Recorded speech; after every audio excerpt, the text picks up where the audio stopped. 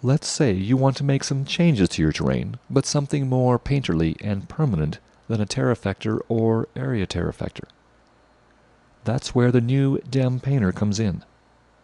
We could jump right to the DEM Painter by selecting the DEM in the database editor and clicking the Paint button. Instead, let's go the long way round with the Edit button to show you the new DEM editor. The Elevations page lists the elevation of all vertices in the DEM. Zoom in a couple of notches and click on the cliff top to the left. The DEM editor takes you right to the nearest terrain grid vertex. Change the value here and at the surrounding 8 vertices to 75 meters.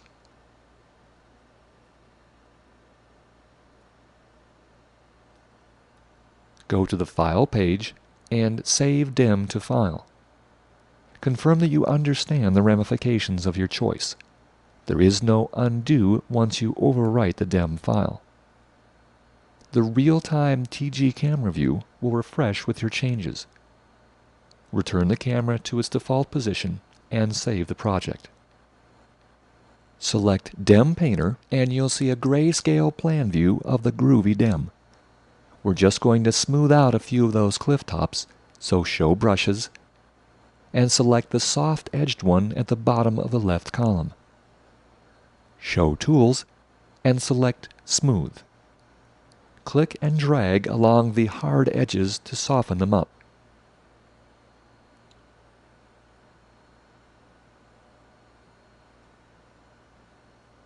Switch to the Smear tool and drag some ridges out from the highlands into the canyons.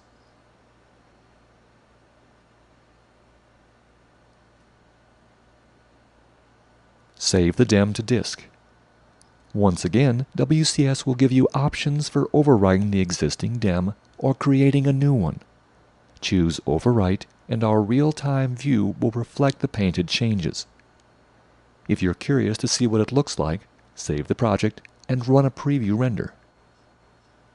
One of the reasons that WCS can render large terrain in a reasonable amount of time is that it renders the terrain surface differently than traditional 3D programs render 3D surfaces.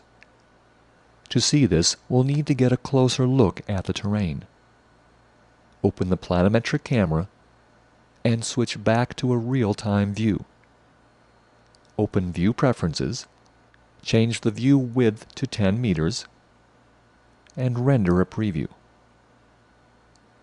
Here we see terrain polygons rendered at a fractal depth of 0. According to the database editor extents page for the DEM, each grid cell is 3.3 meters on a side.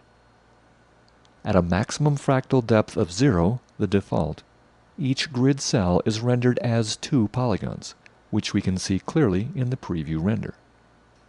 Open the Terrain Parameter Editor and increase the maximum fractal depth to 1. Close out the DEM Painter and DEM Editor, open another planimetric camera view in the upper right quad, and render a preview.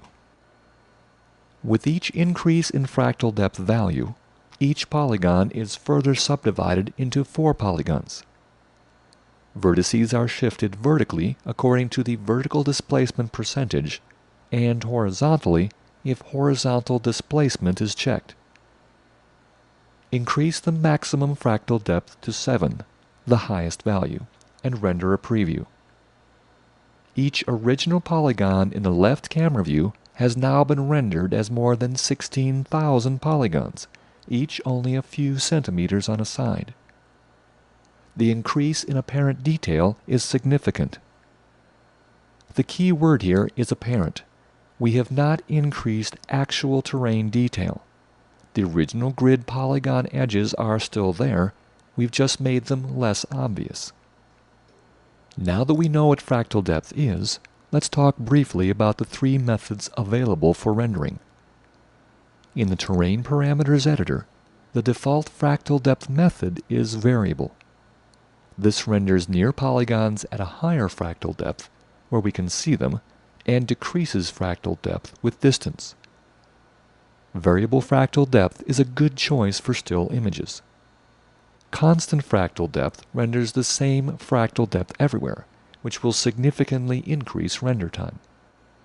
Think of fractal maps as variable fractal depth for animations. When fractal depth maps are created, WCS maps near and far polygons along active camera paths. While we're talking about terrain detail, let's look at bump mapping.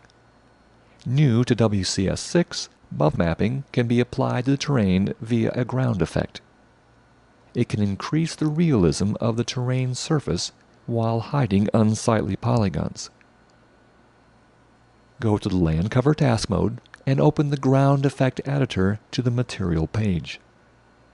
At the bottom of the Selected Material Ground Overlay section are two bump map parameters, Bump Intensity and Bump Map Texture. Click the Texture Operations button beside Bump Map Texture and create texture. The default texture is fractal noise with a size of 1 meter along the X, Y, and Z axes. Render a left view preview, and let's see what it looks like. Even with just the default texture, polygon edges are less visible, and the terrain looks more like real ground. Increase the bump intensity to 500% and render the right view preview. Polygons are almost gone entirely. Go back to the Terrain task mode, change the maximum fractal depth to 0, and render a left view preview. The much lower fractal depth preview rendered faster, and we still can't see any polygons. Go back to the Land Cover task mode, disable the bump map texture, and render the right view preview. Amazing what a little bump can do for your terrain.